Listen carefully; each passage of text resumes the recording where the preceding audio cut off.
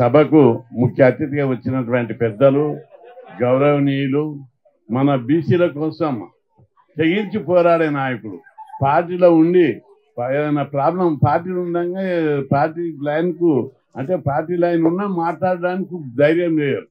కానీ ధైర్యంగా మొదలు నా బీసీలు అని చెప్పి ఇప్పుడు అధికారంలో ఉన్నా లేకున్నా, పదవి ఉన్నా లేకున్నా బీసీల కోసం పోరాడేటటువంటి నాయకుడు వి హనుమంతరావు గారికి. హనుమంతరావు గారు ఈ రాజ్యసభ సభ్యుడిగా ఉన్నప్పుడే కేంద్రంలో పార్లమెంటరీ ఓబీసీ కమిటీ ఏర్పాటు చేయించాడు. అదేవిధంగా ఐఐటి, ఐఐఎం లోపల రిజర్వేషన్ పెట్టాలని కొట్టాలి పెట్టించాడు. ఈ విధంగా బీసీల కోసం తెగించి పోరాడే నాయకుడు హనుమంతరావు గారు. ఆయన మనం అందరం ఆదర్శంగా తీసుకోవాలి. అదేవిధంగా మన రాష్ట్ర అధ్యక్షుడు ఎర్ర సత్యనారాయణ గారు, అదేవిధంగా కన్వీనర్ లాల్ కృష్ణ గారు, నేషనల్ కన్వీనర్ గుజ్జ కృష్ణ గారు, ప్రధాన కార్యదర్శి కోల జనార్దన్ గారు, అదేవిధంగా అందరు చాలా మంది వచ్చారు. ప్రొఫెసర్ బాగయ్య గారు, యాదవ సంఘం ప్రధాన కార్యదర్శి లక్ష్మీనాథం గారికి, విశ్వబ్రహ్మణ సంఘం అధ్యక్షుడు జగన్నాథం గారికి, పోల్కం మేరు సంఘం పోల్కం శ్రీనివాస్ గారికి, అదేవిధంగా చాలా సంఘాల నాయకులు వేముల రామకృష్ణ, నీల వెంకటేష్, గుజ్జ సత్యం, నీల వెంకటేష్ అంజీ గారికి, చాలా మంది ప్రొఫెసర్లు వచ్చారు. అదేవిధంగా కుల సంఘాల నాయకులు వచ్చారు. అందరికీ పేరు పేరున, ముఖ్యంగా విద్యార్థులకు, యువకులకు నా నమస్కారాలు. చాలా మంది చాలా చక్కగా మాట్లాడారు. అంటే ఈ మేధో మదన సదస్సులో బీసీలకు జరుగుతున్న అన్యాయం ఏమిటిది, బీసీల ముందు ఉన్నటువంటి ఎజెండా ఏమిటిదో అందరికి తెలిస్తే భవిష్యత్తు లోపల ఇక్కడ మిలిటెంట్ ఉద్యమాలు చేయాలి రాష్ట్రంలో అనేది అభిలాష. అందుకోసం సైన్యం తయారు కావాలి. ఎందుకంటే బీసీల కోసం గుజ్జాలు మమ్మల్ని బీసీలు కలుపుకొని రాజస్థాన్లో ఉద్యమం చేశారు. రోడ్డు దవ్వేసారు, బస్సులు ఆపేసారు, రైలు పట్టాలు వీకేసారు, మిలిటెంట్ ఉద్యమాలు చేశారు. కేంద్ర ప్రభుత్వం దిగొచ్చింది. హర్యానాలో జాట్లు నీళ్లు బంద్ చేశారు. ఢిల్లీకి రైళ్లు నడవనీయలేదు, బస్సులు నడవనీయలేదు, పాలు బంద్ చేసిర్రు, తిండి బంద్ చేపించారు, అందరికీ సరుకులు రేషన్ షాపులు బంద్ చేసిర్రు. ఆ విధంగా మిలిటెంట్ ఉద్యమాలు చేసే వాళ్ళని కలిపారు. అదేవిధంగా మహారాష్ట్రలో మరాఠాలు మాకు సపరేట్ రిజర్వేషన్లు పెట్టాలని కొట్టాడిన వాళ్ళు. ప్రభుత్వం దిగొచ్చి వాళ్ళ డిమాండ్ అని చెప్పుకుందని. గుజరాత్ అట్టగే వాళ్ళు ఉద్యమాలు చేస్తే ప్రభుత్వం, మిలిటెంట్ ఉద్యమాలు చేస్తే ఒప్పుకుంది ప్రభుత్వం. అదేవిధంగా ఎప్పుడైతే ఈ దిగువ తరగతి మన బీసీ, ఎస్సీ, ఎస్టీలు మిలిటెంట్ ఉద్యమాలు చేస్తారో అప్పుడే ప్రభుత్వాలు దిగొస్తాయని ఇప్పటి నుంచి మన మైండ్లో ఆలోచన రావాలి. ప్రతి ఒక్కరు నాయకులే చేయాలనేది కాదు. ప్రతి ఒక్కరు నేను ఉద్యమాలు చేశాను కాబట్టి నాయకుడైనా, వీళ్ళందరూ ఇక్కడ స్టేజ్ మీద ఉన్న వాళ్ళు ఒట్టిగా కాలేదు నాయకులు. ఉద్యమాలు చేసి ఆఫీసర్లను బెదిరించి, లీడర్ని బెదిరించి, మంత్రులను బెదిరించి వ్యవస్థ మీద డామినేట్ చేస్తే లీడర్ రాయరు. మీరు కూడా లీడర్లు కావాలంటే కుల సంఘాల నాయకులు ఒక్కొక్కరిని చూస్తుంటే మంత్రులాగా నడిచి వస్తున్నారు. ఇప్పుడు మంత్రులు లేకుండా ఏ సంఘం చూసే, యాదవ సంఘం చూడు, గౌడ సంఘం చూడు, ముద్రా సంఘం, పద్మశాలి సంఘం, ఆ లీడర్లతో వస్తుంటే వాళ్ళ ముఖంలో చూస్తుంటే, నడక చూస్తుంటే మంత్రులు కూడా అట్లా నడవరు. ఆ వేష భాషలో కూడా అట్లా లేరు. కానీ ఈ కులాలలో పుట్టినందుకు వాళ్ళకి ఎమ్మెల్యే కూడా రాలేదు. కాబట్టి మీ అందరికి కుల సంఘాల నాయకులకు, పెద్దలకు మీరు అందరూ అవకాశాలు కోల్పోయారు. అనేక మంది వివిధ కుల సంఘాల్లో పెద్దలందరూ ఉన్నారు. మీరు ఎందుకు కాలేకపోతున్నారు మంత్రులు, ఎమ్మెల్యేలు అంటే ఈ పార్టీలు, ఈ చట్టాలు మనకు అనుకూలంగా లేవు, మనకు వ్యతిరేకంగా ఉన్నాయి. అందుకే మీ పద్ధతులు మార్చుకోవాలి. మార్చుకొని మనం రాజ్యాధికారంలో వాటా రావాలంటే చట్ట సభలో బీసీలకు 50% రిజర్వేషన్ కాదు. దానికోసం కొట్లాడాలి. మనకి ఈరోజు అనుకూలమైన వాతావరణం ఉంది కేంద్రంలో. ప్రధానమంత్రి హనుమంతరావు ఇప్పుడే చెప్పాడు, నేను చేస్తే ఈ సీట్ పోతుందని ప్రధాని అన్నాడు. అంతమంది ఎంపీల ముంగట. కాబట్టి ఈరోజు అపోజిషన్ బలంగా ఉంది. ప్రతిపక్ష నాయకుడు రాహుల్ గాంధీ స్వయంగా నేను కొట్లాడతా బీసీ, ఎస్సీలకు, నాకు అధికారం ఉన్నా లేకున్నా బీసీల గురించి, ఎస్సీ, ఎస్టీ, మైనార్టీల గురించి కొట్లాడతాని ఆయన పాదయాత్ర సందర్భంగా ఓపెన్గా ప్రకటించారు. జనాభా ఎంతుంటే ఆ వర్గాలకు అంత వాటా ఇవ్వాలని కూడా బడ్జెట్లో, సంపదలో, ఆస్తిలో, ప్రాపర్టీలో, అధికారంలో అన్ని రంగాల లోపల కూడా వాటా ఇవ్వాలని రాహుల్ గాంధీ గారు ప్రకటించారు. ఆ దిశగా మనకు మద్దతు లభించింది. కాబట్టి మనం ఉద్యమాలను ఇంటెన్స్గా చేస్తే ఖచ్చితంగా ప్రభుత్వం దిగొస్తుంది. కేంద్ర ప్రభుత్వం మీరు అందరూ చూశారు, ప్రశ్నించిన నేను మొన్న పార్లమెంట్లో, ఇంకా ప్రశ్నిస్తా, అంతేకాదు తెగించి పోరాడతా. కాకపోతే మన ప్రజలు కూడా తయారు కావాలి. నేను అక్కడ తెగించి పోరాడితే మీరు దుప్పటి కప్పుకొని పడుకుంటే లాభం లేదు. మీరందరూ కూడా ఇక్కడ బంధులు జరపాలి, రస్తరోకలు జరపాలి. జాట్ల లేక, గుజ్జాల లేక, మరాఠాలు లేక గుజరాత్లో చేసినట్టు ఉద్యమాలు చేసినప్పుడే ప్రభుత్వాలు ఒక్క తరం ఒక నెల చేస్తే మీరు కేంద్ర ప్రభుత్వం దిగొచ్చి మీ కాళ్ళ కాడ మన వాటా ఇది ఇస్తా, ఎవరు బిచ్చం కాదు, ఎవరిచ్చే దయదాచిన్నం కాదు, మన వాట మనకు అడుగుతున్నాం. అందరం అన్నదమ్ములం, మా వాట మాకు ఇవ్వని అడుగుతున్నాం. కాబట్టి తప్పనిసరి కేంద్ర ప్రభుత్వం దిగొస్తుంది. ప్రతిపక్షాలు బలంగా ఉన్నాయి, బలమైన ఉద్యమం జరగడానికి అవకాశం ఉంది. కాబట్టి మీరందరూ మనం మండల కమిషన్ అప్పుడు 2 సార్లు రాష్ట్రపతి జరిపారు. సమసంగ్రామ పరిషత్ అప్పుడు 86 రామారావు గారు రిజర్వేషన్లు ఇచ్చినప్పుడు 2 సార్లు రాష్ట్రపతి జరిపితే 60 బస్సులు కాలబెట్టారు, 70 మందికి జైళ్ళలో వేశారు. అందరికి బెయిలిచ్చి నేనే ఏడిపించాను. మండల కమిషన్ అప్పుడు 90 మందిని జైళ్ళలో పెట్టారు, అందరికి బెయిలిచ్చి నేనే ఏడిపించాను. అదేవిధంగా 2007లో విద్యా సంస్థలో రిజర్వేషన్లు పెడితే సుప్రీంకోర్టు వ్యతిరేకంగా తీర్పిస్తే మనోళ్ళందరూ ఉద్యమాలు చేశారు. రాష్ట్ర బంధు జరిపారు, అన్ని పార్టీలు సపోర్ట్ ఇచ్చాయి. పెద్ద ఎత్తున ఒక్క బస్సు నడవలేదు, ఒక హోటల్ నడవలేదు, ఒక షాప్ తెరవలేదు. ఆ విధంగా మిలిటెంట్ ఉద్యమాలు జరిగితే కేంద్ర ప్రభుత్వం దిగొచ్చింది. కాబట్టి ఇప్పుడు కూడా మనం రాష్ట్రంలో తెలంగాణ కోసం బంధు జరిపినాం, తెలంగాణ కోసం ఉద్యమాలు చేసినాం. ఎవరు ముఖ్యమంత్రి రాలేదు. హనుమంతన్నకు అవకాశం వచ్చిన ముఖ్యమంత్రి ఈ అగ్రకులందరూ తొక్కి పడేసారు. ఆయనకు రాకుండా అడ్డుదారు, అందరూ ఒకటైరు వాళ్ళు. కాబట్టి అధికారం అనేది వస్తే తిండి పెట్టే దగ్గర మనోళ్ళు ఉండాలి.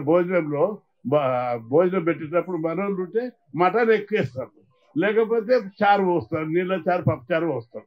అట్లా అధికారం ముఖ్యమంత్రి మనోళ్ళు ఉంటే మన కులాలకు ఒక్కొక్కరికి 20 లక్షలు 30 లక్షలు వస్తాయి. హాస్టల్ పిల్లలకు రోజు తప్పి రోజు నాన్ వెజ్ పెడతారు, మంచి భోజనం పెడతారు, స్కాలర్షిప్లు వస్తాయి, పాకెట్ మనీ వస్తాయి, అందరూ సంతోషంగా ఉంటారు. కాబట్టి అధికారం మన కులాలకు దక్కాలి. అధికారం అంటే ఓట్లే. అధికారం అంటే ఢిల్లీ నుంచి రారు, ఆకాశం నుంచి ఊడిపోరు. మనం ఎవరికి ఓట్లు వేస్తే వాళ్ళు ఎమ్మెల్యేలు అవుతారు, ఎమ్మెల్యేలు అందరూ ముఖ్యమంత్రిని దిక్కుంటారు. కాబట్టి ఓటే మన ఆయుధం. మనం ఓట్లు వేరులోకి వేసి భస్మాసులు హస్తా పెట్టుకుంటున్నాం నెత్తిలో. కాబట్టి మన ఓటు మన కులానికే అనే నినాదాన్ని మనము ప్రజలలోకి తీసుకుపోవాల్సిన అవసరం ఉంది. కాబట్టి చట్ట సభలో బీసీలకు 76 ఏళ్ళు అయింది. ఎప్పుడన్నా మన వాట మనకు వచ్చిందా? మొన్న కొట్లాడితే ఏదో సర్పంచులల్లా, ఎంపీటీసీలల్లా మన వాట కొంచెం వచ్చింది, మొత్తం రాలేదు. దాన్ని కూడా సుప్రీంకోర్టు కొట్టేస్తే మళ్ళా తీసేశారు. ఇప్పుడు కొట్లాడుతున్నాం మా వాటా బాకీ ఇవ్వదు. రాహుల్ గాంధీ 42% ఇస్తారు చెప్పారు. అసలు 54 రావాలి, 42 ఇచ్చినా చాలు.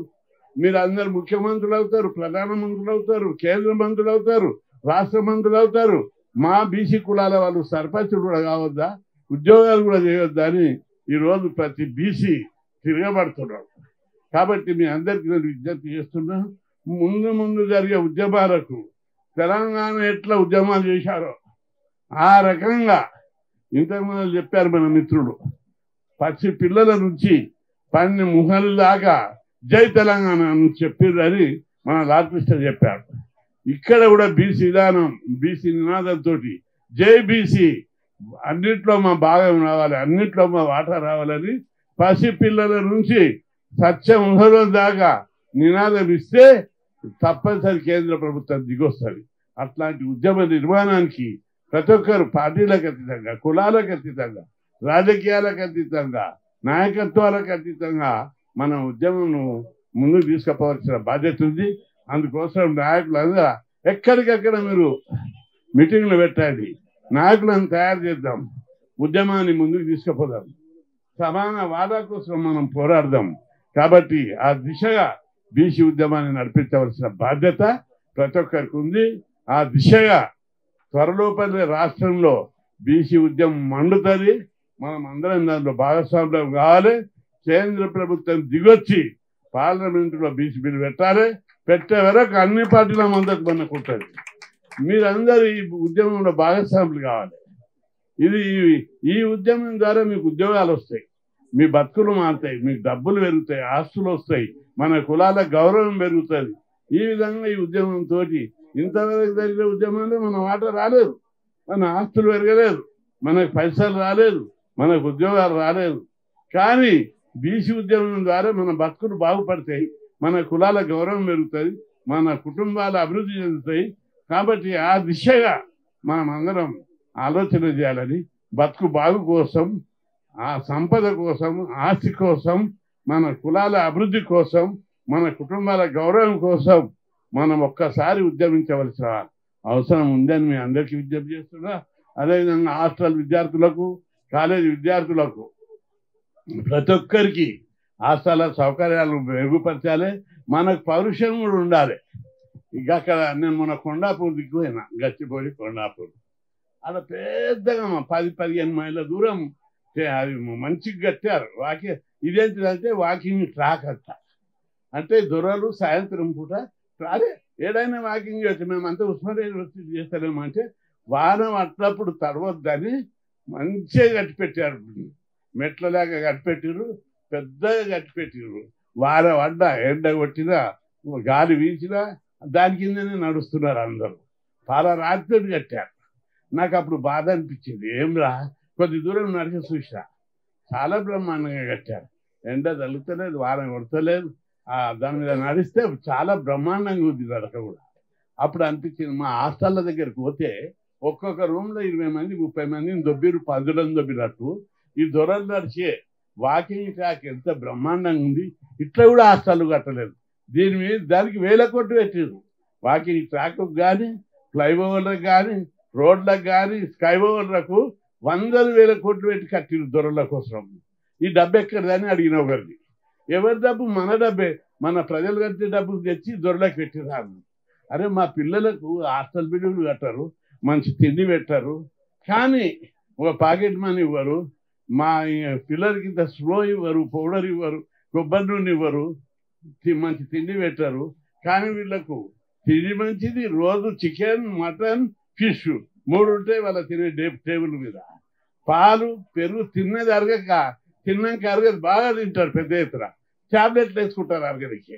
వాళ్ళకి ఆ బతుకులు, మా పిల్లలకి ఈ బతుకులా. ఆకలి చావులు మాయి, అన్నం తిన్న దగ్గర ట్యాబ్లెట్ మీ. ఇదే ఈ దేశంలో ఇంత దోపిడీ. అంతేకాకుండా మాకు రూమ్లు ఉన్నాయి, ఇక్కడేమో వాకింగ్ ట్రాక్లు, ఫ్లైఓవర్లు, స్కై ఓవర్లు, బంగ్లాలు, విల్లాలు. ఇది ఈ దేశంలో ఉన్న న్యాయం అని బాధ అనిపించింది. అందుకే మీరు అందరినీ బస్సుల్లో తీసుకపోతే ఒకసారి వాకింగ్ ట్రాక్లు చూడాలి, ఫ్లైఓవర్లు చూడాలి, విల్లాలు చూడాలి. అప్పుడు మీ లోపల పౌరుషం వస్తుంది, ఎట్లా అన్యాయం జరుగుతుంది ఈ దేశంలో. అప్పుడప్పుడు మీరు విప్లవకారులు అవుతారు, మిలిటెంట్ ఫోర్స్ అవుతారు, నాయకులు అవుతారు, బీసీ ఎస్సీ ఎస్టీల కోసం కొట్లాడే విప్లవ నియంతలు అవుతారు, మిలిటెంట్ ఉద్యమాలు చేయడానికి సిద్ధపడతారు. మీకు తెలుసో లేదో, హాస్టల్ ఇప్పుడు 6,000 హాస్టల్ ఉన్నాయి 2 రాష్ట్రాలలో. 1,500 గురుకులాలు ఉన్నాయి. ఈ గురుకులాలు దేశంలో ఎక్కడ లేవు. 6,000 హాస్టల్ ఎక్కడ లేవు. ఇవి 76 లోపల లేవు. 76, 77 మేము బాగా కొట్లాడినాం. హాస్టల్ పెట్టాలి, గురుకులాలు పెట్టాలి, అందరికి స్కాలర్షిప్ ఇవ్వాలి. ప్రభుత్వం ఈ హాస్టల్ ఇస్తే 10-15 ఇచ్చేది సంవత్సరానికి. అప్పుడు ఇట్లయితే లేదు, లాభం లేదని సంవత్సరానికి 500 ఇవ్వాలని కొట్లాడు. ఇవ్వలే. 78 మీరు పేపర్ తీసి చూడాలి. 1978 సెప్టెంబర్ 27 నాడు యూనివర్సిటీ నుంచి, హాస్టల్ల నుంచి 2,000 మందిని తీసుకొచ్చాము. డైరెక్ట్ అసెంబ్లీ కాడ తెచ్చాము. జేబులలో ఏమున్నాయి తెలుసా? పేపర్లు కాదు, పైసలు కాదు, రాళ్ళు మేయించిస్తా. ఆ రాళ్ళు పెట్టుకొని గేటు దునికి లోపలికి పోయినాం. అప్పుడు హనుమంతన్న ఉన్నాడు, అప్పుడు యూత్ కాంగ్రెస్ ప్రెసిడెంట్. ఆయన మన ఉద్యమానికి మద్దతు ఇచ్చి మన ఎంబడి ర్యాలీలో తిరిగాడు. అసెంబ్లీ చుట్టూ తిరుగుకుంటూ తుక్కుగా వలగొట్టాము. సాయంత్రమే చెన్నారెడ్డి అప్పుడు ముఖ్యమంత్రి పిలిపించాడు. పిలిపించి ఏంటి దాని పోలీస్ జీపులు వచ్చినాయి క్యాంపస్ అంటే లా కాలేజ్ ఉన్నా లా కాలేజ్ ప్రైవేట్ కూడా ఉన్నా పిలిపిస్తే జీపులు ఎక్కించుకొని పోయారు. ఏమి మీరు ఇట్లా గడబడి చేసి యూనివర్సిటీ పిల్లలు ఇది పద్ధతి అన్నాడు. అంటే సార్ మేము మర్యాదగానే ఇప్పటికి ఒక 30-40 సార్లు ధర్నాలు చేసినాం, ర్యాలీలు జరిపినాం, మెమరాండాలు ఇచ్చినారే అని మంత్రిని అడిగాడు. ఇచ్చాడు సార్. మరి ఏమైనాయంటే మెస్ ఛార్జీలు పెంచలేదు, హాస్టల్ లెక్క ఇస్తలేరు, పిల్లలు అందరు చదువుకున్నాం. మేమేం అడిగినాము? మంత్రి పదవులు అడగలేదు, ఐఏఎస్ ఇవ్వమని అడగలేదు.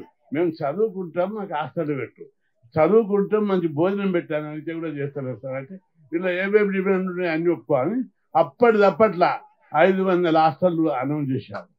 నెక్స్ట్ ఇయర్ గురుకుల అనౌన్స్ చేశారు. అందుకే మనం అందరం దేశంలో ఎక్కడైనా విధంగా ఉన్నది. ఈ పరిస్థితి వేరే రాష్ట్రాల్లో రావాలంటే కర్ణాటక అసెంబ్లీ ఒకసారి వెలగాలి, ఉత్తరప్రదేశ్ అసెంబ్లీ కూడా ఒకసారి వెలగొడదామని చూస్తున్నాం.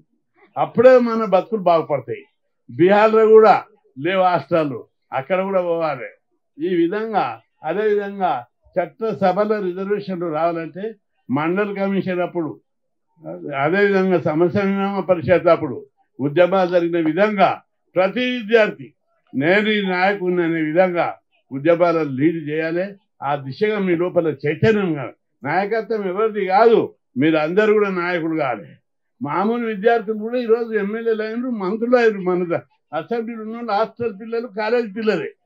కాబట్టి మీరు అందరు తయారు కావాలని చెప్పిన కోరిక. మీరు ఉద్యోగం చేయాలి, ఉద్యోగం జరగకపోతే లీడర్షిప్. వీళ్ళందరూ ఉద్యోగాలకు ట్రై చేసారు, రాలేదు, లీడర్ రాయరు.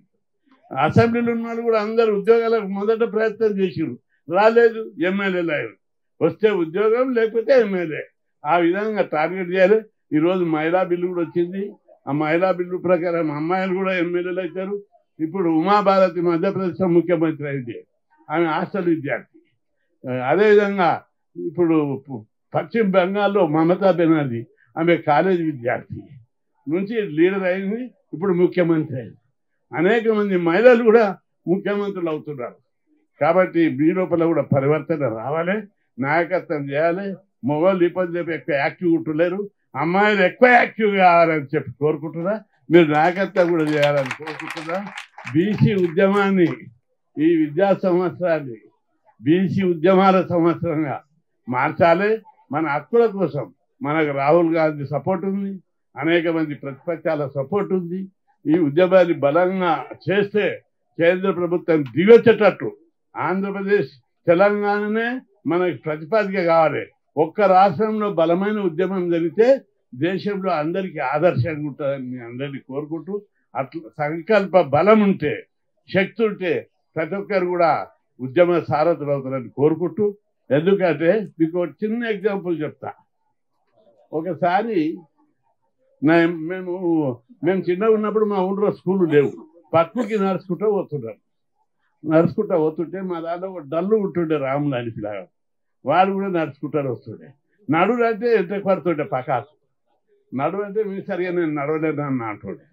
అయితే ఒక రోజు తాండాలో ఉన్న కుక్క అని వెంబడి తగిలింది. ఎంత కడిగితే నడుచుకుంటూ వస్తే మెల్లే వస్తున్నాడు. తాండాలో ఉన్న కుక్క వెంబడి తగిలితే పరుగు పెట్టిండు. పెట్టి 2 మైళ్ళ దూరం ఉరికిండు, దొరకకుండా. అలా ఆగిడు. ఆయనాక నేను అడిగిన, ఏమి రాదు రోజు నడమంటే మాయంబడి నాకు చేత కదా అటుకి, ఈ రోజు 2 కిలోమీటర్ల దూరాన్ని కుక్క కంటే ఎక్కువ స్పీడ్గా ఉరికినావు ఎట్లా అన్న. నాకు భయం లేచింది. మరి శక్తి ఎట్లా వచ్చింది అన్న? ఆటోమేటిక్ వచ్చింది, ఉరకాలనుకున్నా భయంతో వచ్చింది. మీ లోపల కూడా శక్తి ఉన్నది, ఒకటి ఏదో సందేహం ఉన్నది. కాబట్టి ఉద్యమం లోపల పార్టిసిపేట్. మేము కూడా ఉద్యమం చేస్తాం. నేను ఎమ్మెల్యేని అవుతాను, నేను మంత్రిని అవుతాను, మీరు లేదా నాయకుడిని అవుతాను మీరు అనుకుంటే మీ లోపల ఉన్న సంకల్ప బలంతో చాలా దూరం పోతారు. ఇప్పుడు పేర్లు చెప్తలేను కానీ హాస్టల్ ఉన్నోళ్ళు, కాలేజీలో చదివిన వాళ్ళు, లీడర్లు అయిన వాళ్ళు, ఇప్పుడు అందరు ఎమ్మెల్యేలు, మంత్రులు అయిన వాళ్ళు కాలేజీలో చదివేటప్పుడు లీడర్లు అయ్యేవాళ్ళు. అట్లా ఎదిగి వచ్చేసారు. అందుకే మీరు అందరు తయారు కావాలి, కొత్త తరం రావాలి, యూత్ రావాలి, కొత్త నాయకత్వం పెరగాలి. అందుకోసం సంకల్ప బలాన్ని పెంచుకోవాలని, బీసీ ఉద్యమాన్ని బలోపేతం చేద్దామని చెప్పి కోరుకుంటూ సెలవు తీసుకుంటాం.